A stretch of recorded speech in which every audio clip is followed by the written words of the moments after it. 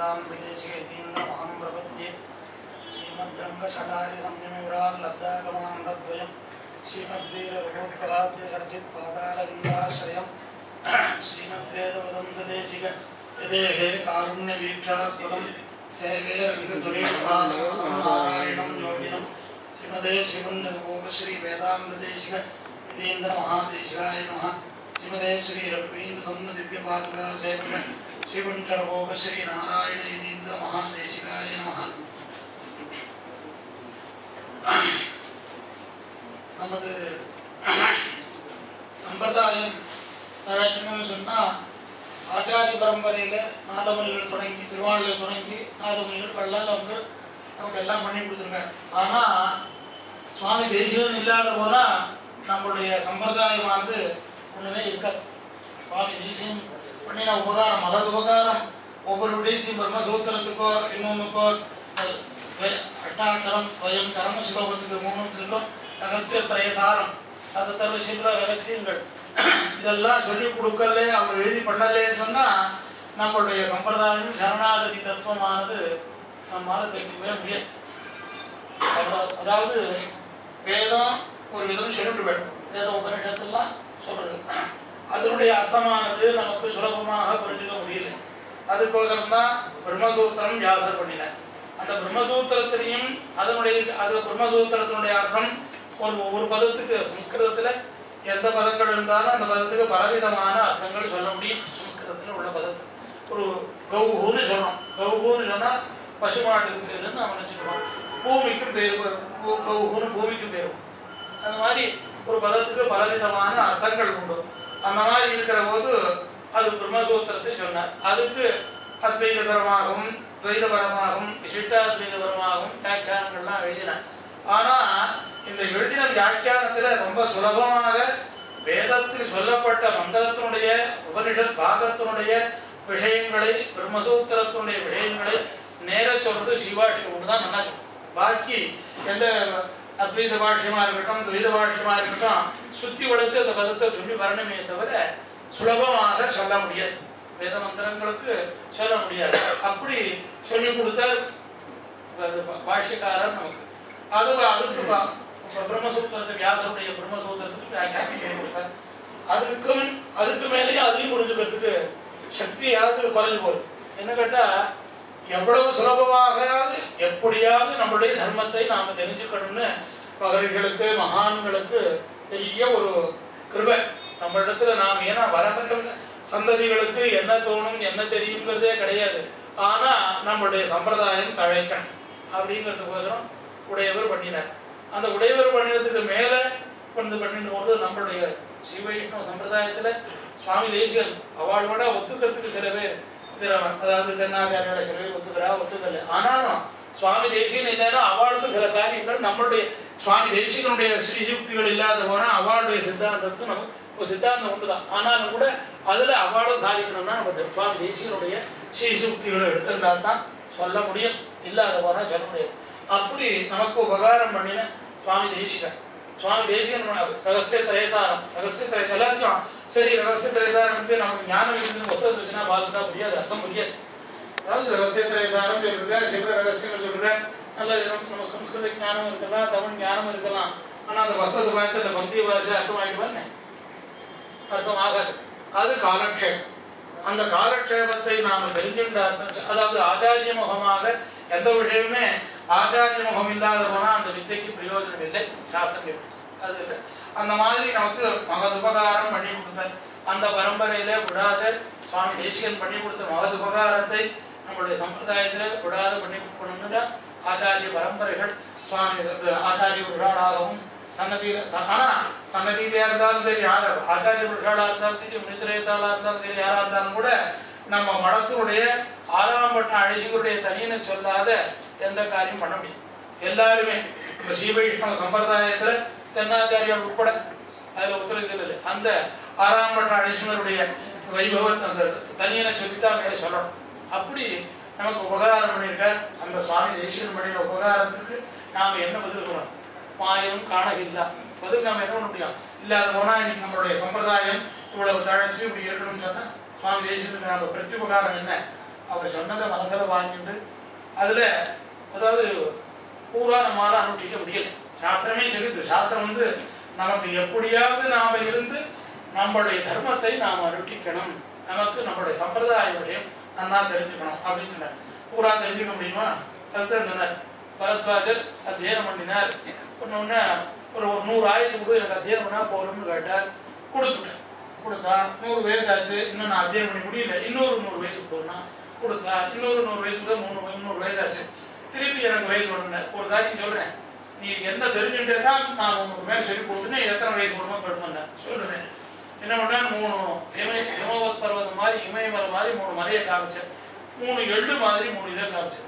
நீ படிச்சது இந்த 3 எள்ளு, நீ இவ்வளவு நீ படிக்கிறியோ என்ன பண்றியோ அப்படின்னு போரும் ஆயுசு போரும்ட்டு. ஏன்னு கேட்டா விஷயம் அப்படி ஒரு விஷயம் இருக்கு. அந்த விஷயத்தை நமக்கு வேதத்துல சொல்லப்பட்ட விஷயம் அப்படி இன்னைக்கு நாம வேதத்துல சொல்லப்படாத எந்த ஒரு விஷயமும் இன்னைக்கு உலகத்துல யாரும் கண்டுபிடிக்கவும் முடியாது. நிச்சயமா அது தீர்மானம். அந்த வைதீக பரம்பரையில நாம அவதரிச்சிருக்கோம்.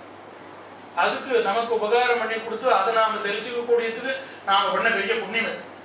நாம ஒரு வைதீக பரம்பரைன்னு சொன்னா பிராமணன் அர்த்தம். வைதிக பரம்பரைன்னு சொன்னா ஏதோ நாம எல்லாரும் நினைச்சுக்கோம் வைதிகன்னா அவ ஏதோ ஒரு சொரூபம் குடிமை வச்சுக்கணும், பஞ்சாயத்து கொடுத்துக்கணும், திருமணம் அப்படின்னு இல்லை. மொத்த பேரும் நம்ம வைதிகம் தான். வைதிகம்னா வேத மார்க்கத்தை அனுஷ்டிக்கக்கூடியவன் வைதிகம். நம்ம எல்லாரும் வேத மார்க்கத்துக்கு தான் அனுஷ்டிக்கிறோம். கூடல் போட்டு இருக்குமே, சந்தியாவனாதி பிரண்ணமே எல்லாம் எங்க இருக்கு? வைதிகத்துல வேதத்துல சொல்றோம். அதனால வைதிக மார்க்கத்தை அனுஷ்டிக்கக்கூடிய மொத்த பேரும் வைதிகம் தான். அந்த மார்க்கத்தை பண்ணார். அப்பவும் வரும்போது அதுக்கு முன்ன எல்லாத்துக்கும் சொல்லி கொடுத்திருந்தார். அதுவும் அப்ப ஜனங்களுக்கு புரியலன்னு சுவாமி தேசியன் சொன்னார். அப்ப அதுக்கு முன்ன இதெல்லாம் யாகாதி கர்மானுஷ்டானங்கள் பண்ணு, அந்த யாகம் பண்ணு, இந்த யாகம் பண்ணு, இப்படி எல்லாம் வேதம் சொல்லி கொடுத்தது. சரி, இதெல்லாம் பண்ணினா மோட்சம் சித்திக்குமா? தெரியும். மோட்சம் சித்திக்குமான்னா இது சித்திக்குமானா சந்தேகம். ஏன்னு கேட்டா அவன் என்ன சொன்னா, சொர்க்காமோ எஜேதா, சொர்க்கம் போகணுங்கன்னா இந்த யாகத்தை பண்ணு, சொர்க்கத்துக்கு போகலாம்.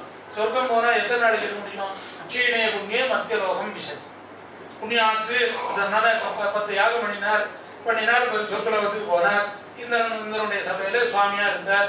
10 யாகத்தினுடைய பலம் முடிஞ்சு போச்சு. முடிஞ்ச போனே என்ன பண்ணா, புனராயான் மகாபிரியம் கழுத்தை பிடிச்சி பிழைச்சிருக்கான். திருப்பி கௌரவத்துக்கோ திருப்பி ஜென்மா எடுத்துக்கோன்னு சொல்லிட்டு அதுலயும் அப்படி இருந்தா எப்படி எத்தனை ஜென்மா எடுக்கிறது? எத்தனை ஜென்மா எடுத்து நான் ஜென்மனா வந்தேன் ஞானவான்மாம் பிரபத்தியது அப்படின்னு சொல்லிவிட்டார். அப்படின்னா சரி, எத்தனை ஜென்மா நாம் எடுத்துருக்கோம்? எடுத்த ஜென்மாவில் ஒன்றும் தப்பு பண்ணாத இருக்கணுமே. ஒவ்வொரு ஜென்மாலையும் புண்ணியமே பண்ணிடணும். புண்ணியமே பண்ணாதான் திருப்பி நல்ல ஞானம் ஏற்படும். அந்த ஞானம் ஏற்பட்டாதான் ஞானம் மேல மேல விருத்தியாகி என் பெருமான தெரிஞ்சுக்க முடியும். சாத்தியமாகுமா? இல்லை. அப்பதான் சுவாமி தேசிகன் உடையவர் பண்ணி வச்சதை உடையவர் சரணாகதி தத்துவத்தை நமக்கு உபதேசம் பண்ணி வச்சார். பெருமானத்துல பாக்கி எல்லாத்தையும் நீ விட்டாலும் கூட அவனுடைய திருவடியில சரணாகதி பண்ணினால் நமக்கு நிச்சயம் மோட்சம் அப்படிங்கறத சொல்லி கொடுத்தார். உடையவர் சொல்றது கூட நமக்கு இன்னும் புரிய முடியல. அப்பதான் சுவாமி தேசிகன் தான் அவதரிச்சு இந்த மாதிரி இந்த விஷயங்கள் இது ஒண்ணும் இல்லை, பாக்கி என்ன நீ காரியங்கள் பண்ணாலும் அது அஸ்திரம், அதாவது அது பலனை கொடுக்காது.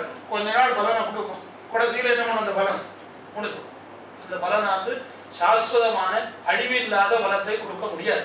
அப்படிங்கிறதுனால தான் இந்த ரகசிய திரேசாரம் சில்லறை ரகசியங்கள் சொல்லி பெருமாளத்துல சரணாகதி தத்துவத்தை தவிர வேற ஒன்றும் நீ பண்ண முடியாது. சரணாகதி தான் பண்ணிட்டா மோட்சயிஷ்யாமி மாசுஜா நிச்சயம் நான் காப்பாத்துறேன் அப்படின்னு அவன் சொல்லிக் கொடுத்தான்.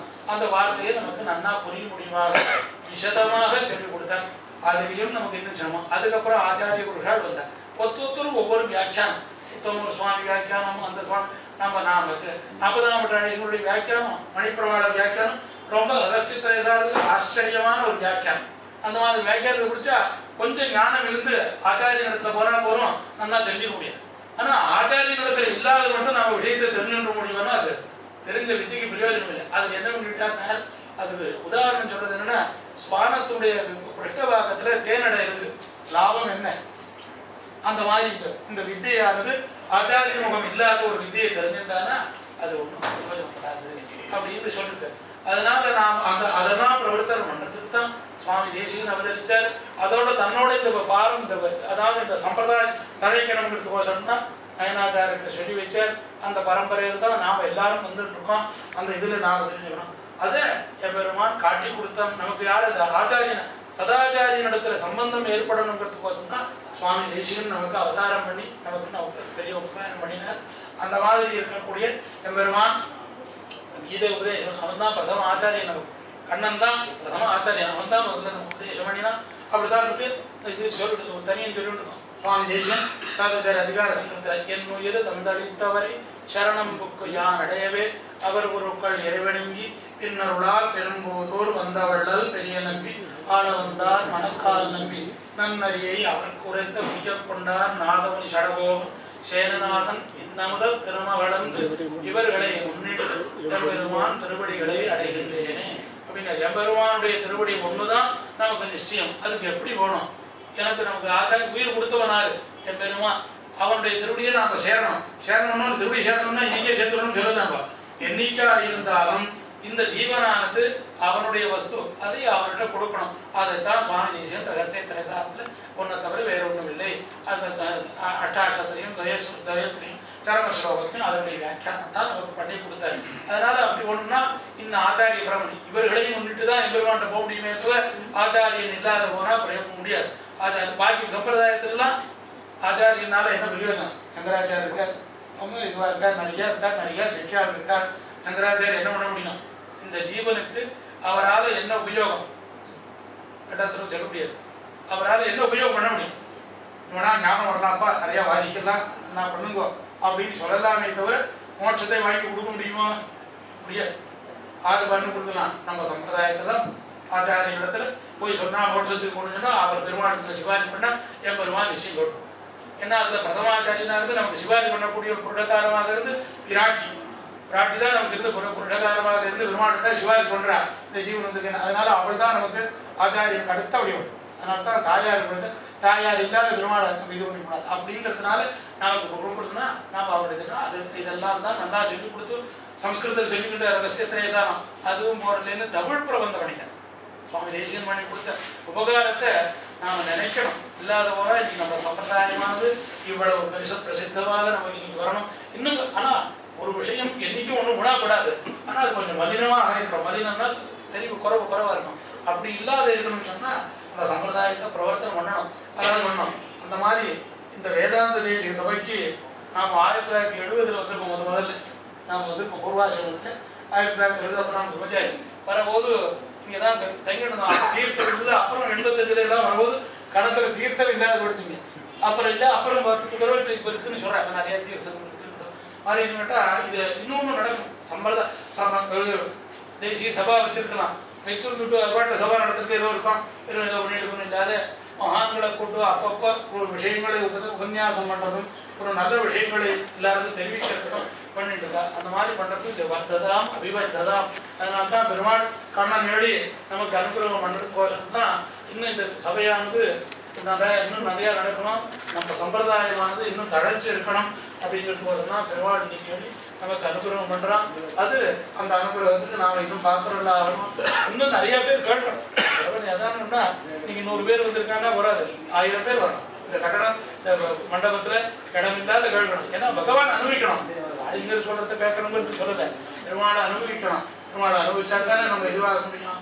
அதனால எல்லாரும் நமக்கு நிறையா வந்து பெருமாளுடைய அனுகிரகத்தினால எல்லா சேவத்தையும் அடைஞ்சு எல்லாத்தையும் அடைய முடிவாக பெருமாளுடைய ஆச்சாரியனுடைய அனுகிரகத்தினால, சுவாமி தேசிகனுடைய அனுகிரகத்தினாலே, நமது ஆச்சாரியனுடைய அனுகிரகத்தினாலே எல்லா வித க்ஷேமத்தையும் அடைய முடிவாக பெருமாளுடைய பிரார்த்தனை.